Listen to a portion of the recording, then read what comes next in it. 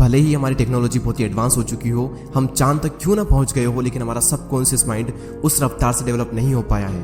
उसे आज भी यही लगता है कि जिस तरह हमारे लिए पहले ग्रुप में रहना जरूरी था, क्योंकि अगर ग्रुप में नहीं रहेंगे तो जानवरों को शिकार नहीं कर पाएंगे, बल्कि खुद जानवरों का शिकार बन जाएंगे। और इसी वजह से हमारा ब्रेन आज भी अकेलेपन को डेंजर का साइन मानता है। साइंटिस्ट ने एक बार एक एक्सपेरिमेंट किया और उसमें लोगों से पूछा गया कि आप अपने नेगेटिव थॉट्स के साथ में 15 मिनट अकेले रहना पसंद करेंगे या फिर एक बिजली का झटका। और रिजल्ट जानकर आपको हैरानी होगी कि 67% मैन ने और 25% वुमेन ने बिजली के झटके को चुना।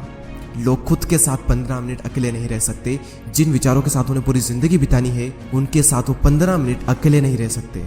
लेकिन हम यहाँ पर बात कर रहे हैं अकेले रहने की। जंगल का राजा शेर ज्यादा टाइम अकेले रहना पसंद करता है। उसकी जिंदगी में ऐसी बहुत सी सिचुएशन आती है जहाँ पर उसे भेड़ियों का झुंड घेर लेता है। उस वक्त वो ना तो अकेला फील करता है और ना ही वो कमजोर फील करता है। उसे पता होता है कि इन सब के लिए तो मैं अकेला ही काफी हूँ। और आप ये बात जान लो कि ग्रुप हमेशा फॉलोअर्स का होता है, लीडर अकेला ही लीड करता है। शेर अकेला किसी मजबूरी के कारण नहीं रहता, बल्कि वो अपनी चॉइस से अकेला रहता है। इस दुनिया के ज्यादातर हाईली सक्सेसफुल लोग इंट्रोवर्ट हैं। इंट्रोवर्ट यानी कि वो लोग जिन्हें अकेले रहना पसंद होता है, जो लोगों में जाना पसंद नहीं करते।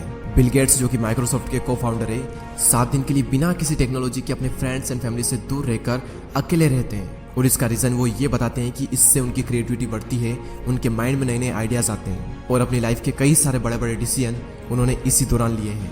और ये सभी लोग किसी मजबूरी की वजह से अकेले नहीं रहते, ये अपनी चॉइस से अकेले रहते हैं, क्योंकि उन्हें पता होता है कि एक अकेला इंसान कुछ भी कर सकता है। अकेले रहने के 4 ऐसे फायदे मैं आपको बताऊंगा जिन्हें समझने के बाद में आप भी अकेले रहना पसंद करोगे। पहला पॉइंट है बूस्ट क्रिएटिविटी। निकोला टेस्ला जो कि एक महान वैज्ञानिक रह चुके हैं, जिसकी वजह से हमारे घर में इलेक्ट्रिसिटी आ रही है, जिनकी वजह से आज हम इतनी गर्मी में एसी एंड कूलर की हवा ले रहे हैं, जिन्होंने 300 से भी ज्यादा इन्वेंशन किए हैं। उनका कहना यह है कि be alone that is the secret of invention, be alone that is when ideas are born. अकेले रहो क्योंकि यही वो समय है जहाँ पर आइडियाज पनपते हैं। अकेले रहो क्योंकि यही वो टाइम है जब इन्वेंशन होते हैं। निकोला टेस्ला जब खोज कर रहे थे तब उनके पास कोई भी ज्यादा बड़ी टीम नहीं थी। उन्होंने ज्यादातर जो इन्वेंशन है वो अकेले रहकर अपनी लैब में किए। और रिसर्च बताती है कि जब आप अकेले होते हो और कुछ भी नहीं कर रहे होते हो, तब आपके ब्रेन के DMN यानी कि डिफॉल्ट मोड नेटवर्क में ज्यादा एक्टिविटी होने लगती है। और इसी नेटवर्क की वजह से इंसान क्रिएटिव सोचता है, उसके ब्रेन में नए नए आइडियाज आते हैं। सर आइजैक न्यूटन को भी क्रिएटिविटी का आइडिया तब आया था जब वो अकेले एक एप्पल ट्री के नीचे बैठे थे। मेरे इस यूट्यूब चैनल पर इतनी सारी वीडियो है, इनमें से एक भी वीडियो ऐसी नहीं है जो कि मैंने किसी के साथ बैठकर बनाई हो। सारी वीडियोस के आइडिया मुझे अकेले में आए हैं और सभी वीडियो की स्क्रिप्ट मैंने अकेले बैठकर ही लिखी है। अगर मेरे साथ कोई है तो मैं कभी भी काम नहीं कर सकता। मुझे एकांत माहौल चाहिए क्रिएटिव सोचने के लिए। सेकंड पॉइंट है इंक्रीज्ड फोकस। जब आप अकेले रहोगे तो उन सभी लोगों से दूर रहोगे जो कि आपका ध्यान भटकाते हैं। आपका पूरा फोकस बस एक ही जगह पर रहेगा, आप चाह कर भी भटक नहीं सकते। आज से 4 साल पहले जब मैंने अपनी यूट्यूब जर्नी स्टार्ट की थी, तब मेरी लाइफ में सिर्फ 3 से 4 ही फ्रेंड थे और उनसे भी मेरा मिलना बहुत ही कम होता था। उस वक्त मैं ज़्यादातर टाइम अकेला ही रहता था और मुझे बहुत अच्छा लगता अकेले रहना, क्योंकि अकेले में मैं एक जोन में होता था। मैं भगवान का बहुत ही शुक्रगुजार हूँ कि उस वक्त मुझे लोग ज़्यादा पसंद नहीं करते थे। मेरी लाइफ में बहुत ही कम लोग थे और उसी वजह से मैं फोकस कर पाया और आज कुछ बन पाया, सिर्फ और सिर्फ क्योंकि मैं आइसोलेशन में था। अब ये आइसोलेशन क्या होता है? एक होता है अकेले रहना और एक होता है अकेले रह करके अकेला फील करना। अकेले फील करना यानी कि लोनलीनेस, अकेलापन। इसके लिए आपकी लाइफ में 1 से 2 लोग होने चाहिए, कुछ खास लोग जिनसे आप टाइम टू टाइम मिल लें, अपने दिल की बातें शेयर कर लें और उसके बाद फिर खत्म। और एक होता है अकेले रहना यानी कि आइसोलेशन, जहाँ पर आपका focus, creativity and productivity next level पर होती है। आइडियाज आते हैं, हम ग्रो करते हैं, अपनी क्षमताओं का पूरा इस्तेमाल करते हैं। और यही हुआ मेरे साथ जब मैं आइसोलेशन में चला गया। तीसरा सबसे बड़ा फायदा सेल्फ अवेयरनेस। आप खुद को जान पाते हो। दोस्तों, एक बार मैं खाना खाने के बाद वॉक पर जा रहा था। रास्ता काफ़ी लंबा था, आधा रास्ता बीत गया। उसके बाद मैंने अपने एक फ्रेंड को कॉल किया और जब मैंने कॉल किया, जब मैं बातों में लग गया, मुझे पता ही नहीं चला कि कब रास्ता खत्म हो गया और कब मैं रिटर्न घर पर आ गया। यानी कि अगर हम किसी के साथ में हो तो हमारा कितना ही टाइम निकल जाता है, हमें पता भी नहीं चलता। बड़े बड़े रास्ते छोटे पड़ जाते हैं अगर हम किसी के साथ में होते हैं तो।